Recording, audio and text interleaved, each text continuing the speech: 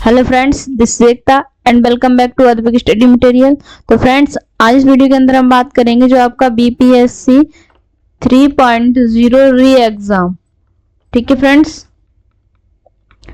BPSC 3.0 री exam होने वाला है, उसके लिए ये क्लास है। ये क्लास पीआरटी और जूनियर दोनों के लिए है। जीएस एंड जीके का इसमें हम पोर्शन कवर करेंगे।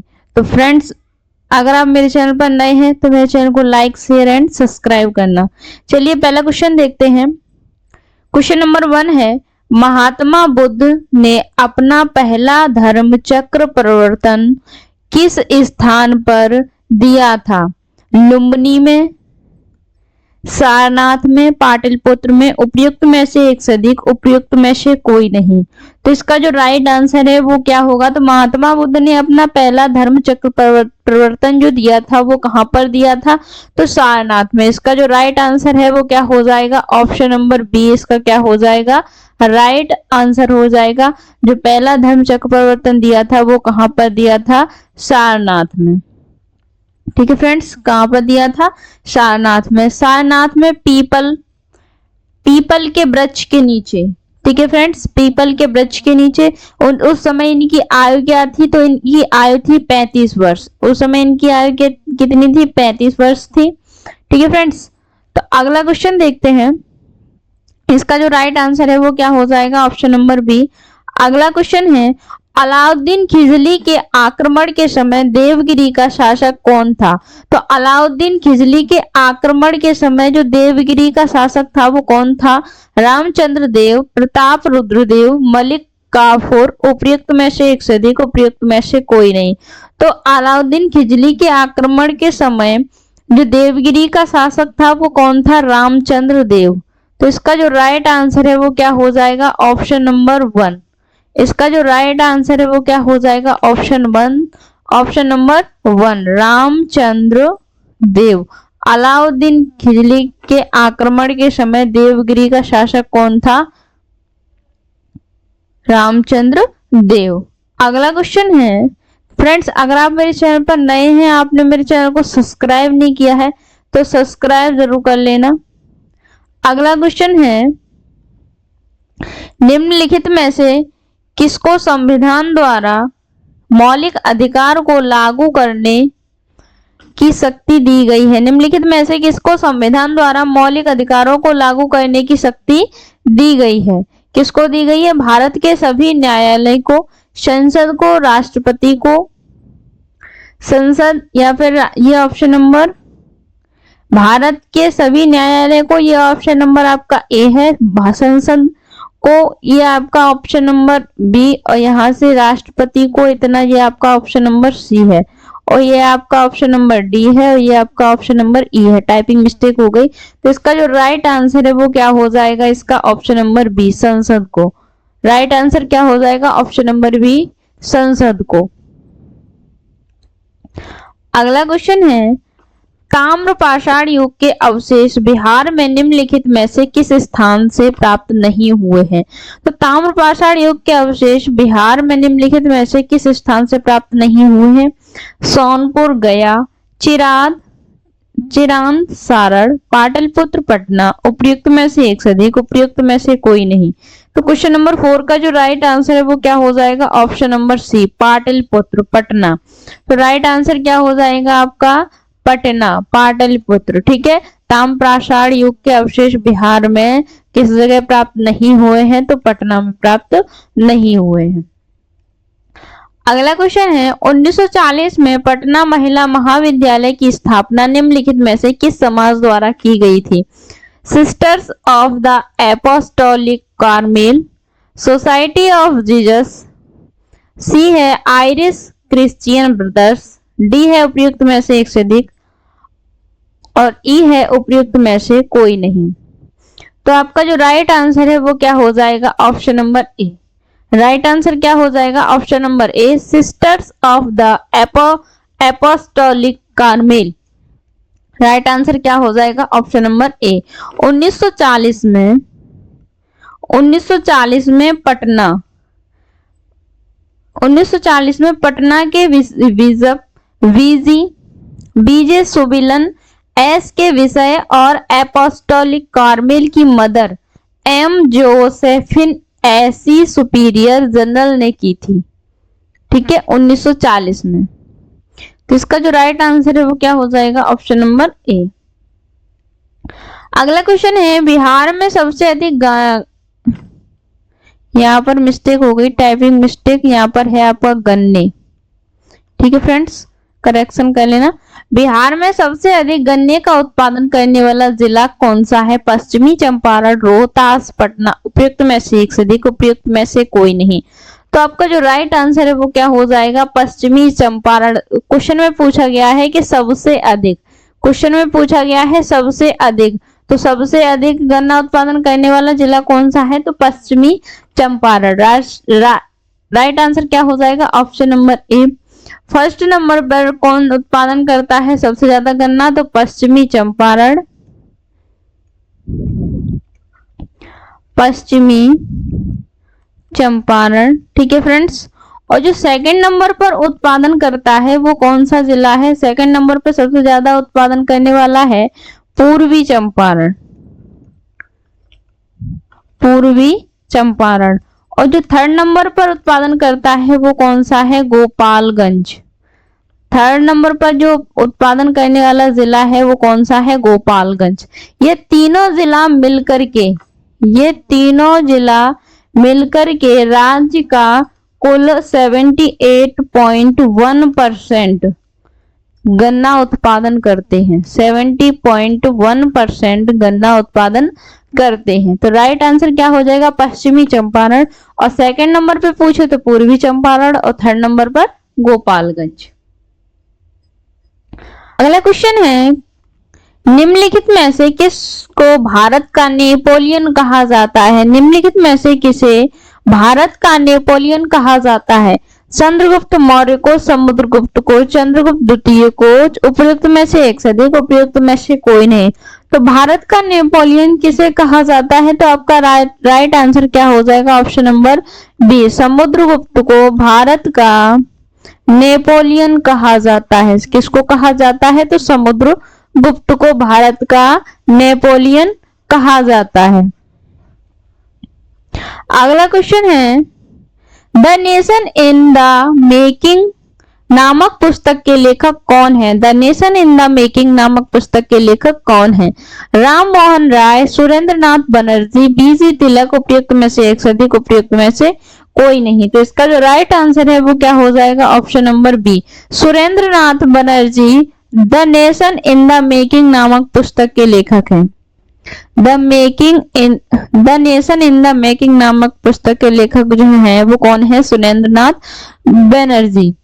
जो सुरेंद्र नाथ बनर्जी थे वे कांग्रेस के नरमपंथी विचारधारा के थे। कांग्रेस में जो दल बट गए थे, गरम दल और नरम दल, तो जो सुरेंद्र नाथ बनर्जी थे वो नरमपंथी विचारधारा के समर्थक थे। ठीक है फ्रेंड्स, अगला क्वेश्चन है, लाल कुर्ती दल का नेता कौन था?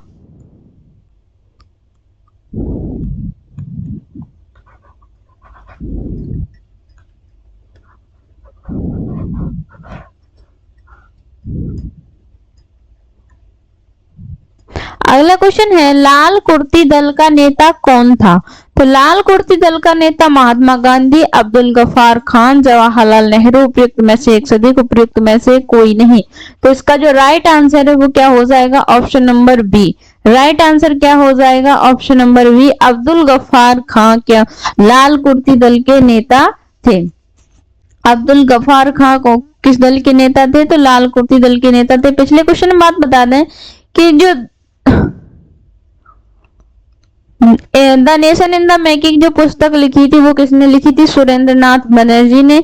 और राजा राम मोहन राय की जो पुस्तक थी वो कौन थी? संवाद कौमुदी। ठीक है, इनकी जो पुस्तक थी वो कौन सी थी? संवाद कौमुदी।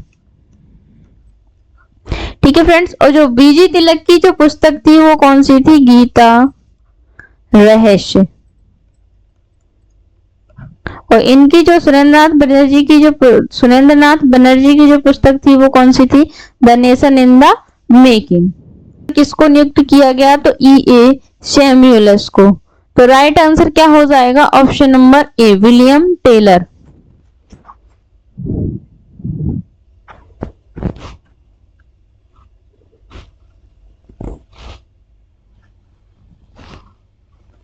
इसका जो राइट आंसर देखिए, बिहार में 1857 के विद्रोह के प्रारंभ होने के समय जो पटना का आयुक्त था वो कौन था? William Taylor. ठीक है फ्रेंड्स, और जो उसके बाद इस पद पर किसको नियुक्त किया गया था? तो E.A. सैमुअल्स को। तो 1854 तक तो रहा विलियम टेलर, तो इसके बाद 1857 में क्या कौन आ जाते हैं? तो E.A. सैमुअल्स। अगला क्वेश्चन है बाल गंगाधर तिलक को किसने अशांति का जनक कहा? बाल गंगाधर तिलक को किसने अशांति का जनक कहा? लॉर्ड कर्जन ने, विसेंट स्मिथ ने, वैलेंटाइन सिरोल ने, उपयुक्त में से एक से अधिक, उपयुक्त में से कोई नहीं। तो इसका जो राइट आंसर है वो क्या हो जाएगा? Option number 3, option number C, Valentine Chirol ने। राइट आंसर क्या हो जाएगा? वैलेंटाइन सिरोल ने। अब बीजी तिलक के बारे में बात करें, बाल गंगाधर तिलक के बारे में, तो इन्होंने 1893 में गणपत गणेश उत्सव होता है उसको मनाना स्टार्ट किया। गणपत उत्सव। ठीक है फ्रेंड्स,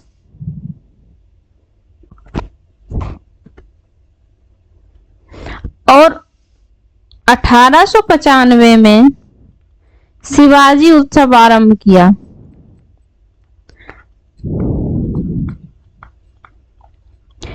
बीजी तिलक ने 1893 में तो गणपत उत्सव मनाना स्टार्ट किया, 1895 में शिवाजी उत्सव आरंभ किया। तो इसका जो राइट आंसर है क्या हो जाएगा? ऑप्शन नंबर सी।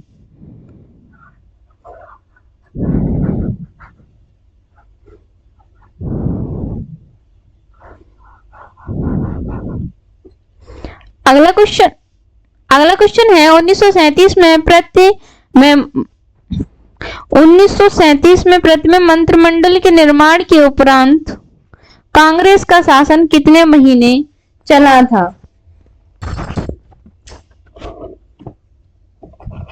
25 महीने, 29 महीने, 30 महीने, उपयुक्त में से एक से अधिक, उपयुक्त में से कोई नहीं। तो इसका जो राइट आंसर है वो क्या हो जाएगा? ऑप्शन नंबर ए, 25 महीने। राइट आंसर क्या हो जाएगा? ऑप्शन नंबर ए, 25 महीने।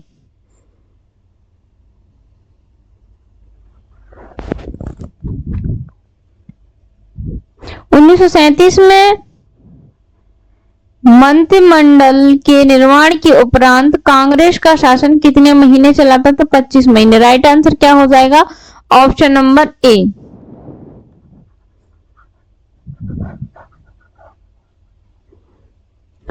अगला क्वेश्चन है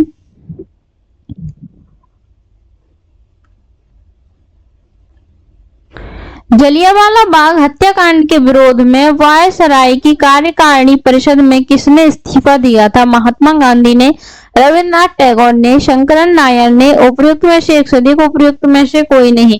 तो इसका जो राइट आंसर है वो क्या हो जाएगा? ऑप्शन नंबर सी हो जाएगा, शंकरन नायर ने। जब जलियांवाला बाग हत्याकांड हुआ था इसके विरोध में जो वायसराय की कार्यकारिणी से जो इस्तीफा दिया था वो किसने दिया था? शंकरन नायर ने। जलियांवाला बाग हत्याकांड जो हुआ था वो 13 अप्रैल, वो कब हुआ था? 13 अप्रैल 1919 में। जलियांवाला बाग हत्याकांड कब हुआ था? 13 अप्रैल 1919 में। इसके विरोध में शंकर नायर ने वायसराय की कार्यकारिणी से अपना इस्तीफा सरकार को दे दिया था। और रविंद्रनाथ टैगोर ने क्या किया था? उन्होंने अपनी सर की उपाधि लौटा दी थी। रविंद्रनाथ टैगोर ने क्या किया? उन्होंने अपनी सर, जो उनके पीछे सर लगती थी, उन्होंने वो सर की उपाधि लौटा दी थी। तो इसका जो राइट आंसर है वो क्या हो जाएगा? Option number C. अगला क्वेश्चन है बंगाल दुर्भिक्ष बीज का वर्ष जिसमें लाखों लोग दिवंगत हुए थे क्या है? बंगाल दुर्भिक्ष बीज का वर्ष जिसमें लाखों लोग दिवंगत हुए थे ये क्या है? 1942, 1943, 1945 उपयुक्त में से एक से अधिक, उपयुक्त में से कोई नहीं। तो इसका जो राइट आंसर है वो क्या है? Option number B. इसका जो राइट आंसर है वो क्या है? Option number B 1943। 1943 से 1944, 1943 से 1944 बंगाल, इसके बारे में बात करेंगे। 1943 से 1944 बंगाल वर्तमान में जो है बांग्लादेश, भारत का पश्चिमी बंगाल, बिहार तथा उड़ीसा है। तो बंगाल में भयानक, सबसे ज्यादा जो भयानक अकाल पड़ा था उस समय लगभग 30 लाख लोग, उस समय लगभग कितने? 30 लाख लोग, 30 लाख लोगों की भूख के कारण मृत्यु हो गई थी। इसी दुर्भिक्ष का एक महत्वपूर्ण कारण बंगाल में अनाज उत्पादन की कमी को माना गया, लेकिन वास्तविकता इसके विपरीत थी कि बर्मा पर जापान के कब्जे से वहां से चावल का आयात जो है, चावल का आयात रोक दिया गया था। कहां से? बर्मा पर जापान के कब्जे से, तो वहां से चावल का आयात रोक दिया गया और ब्रिटिश शासन ने अपने सैनिकों तथा युद्ध में लगे अन्य लोगों के लिए चावल की जमाखोरी बहुतायत मात्रा में कर ली थी। तो इसका जो राइट आंसर है वो क्या हो जाएगा? 1943। ठीक है फ्रेंड्स, अगला क्वेश्चन।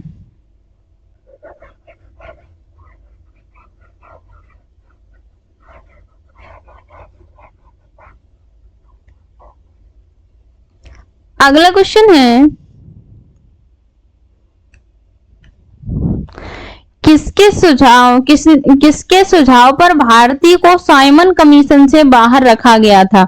या करेक्शन कर लेना, किसके सुझाव पर भारतीयों को साइमन कमीशन से बाहर रखा गया था? लॉर्ड रीडिंग के, लॉर्ड चेम्सफोर्ड के, लॉर्ड इरविन के, उपयुक्त में से एक से अधिक, उपयुक्त में से कोई नहीं। तो इसका जो राइट आंसर है वो क्या हो जाएगा? ऑप्शन नंबर सी हो जाएगा इसका राइट आंसर। लॉर्ड इरविन के सुझाव पर साइमन कमीशन से जो बाहर रखा गया था भारतीयों को, वो किसके सुझाव पर रखा गया था? तो लॉर्ड इरविन के। भारत में ये कमीशन जो आया था, साइमन कमीशन, वो 3 फरवरी 1928 में भारत में आया था साइमन कमीशन। और इसका जो विरोध किया था, कांग्रेसियों ने इसका बहुत ज्यादा विरोध किया और इसको क्या बताया? श्वेत कमीशन। इसको क्या बोला कांग्रेसियों ने? श्वेत कमीशन। साइमन कमीशन को इन्होंने क्या नाम दिया? श्वेत कमीशन। इसका जो राइट आंसर है वो क्या है? Option number C, Lord Irwin. So thank you for watching friends. अगर मेरी वीडियो अच्छी लगी हो तो मेरे चैनल को लाइक, शेयर एंड सब्सक्राइब करना। मिलते हैं ऐसे ही इंपोर्टेंट नेक्स्ट वीडियो में।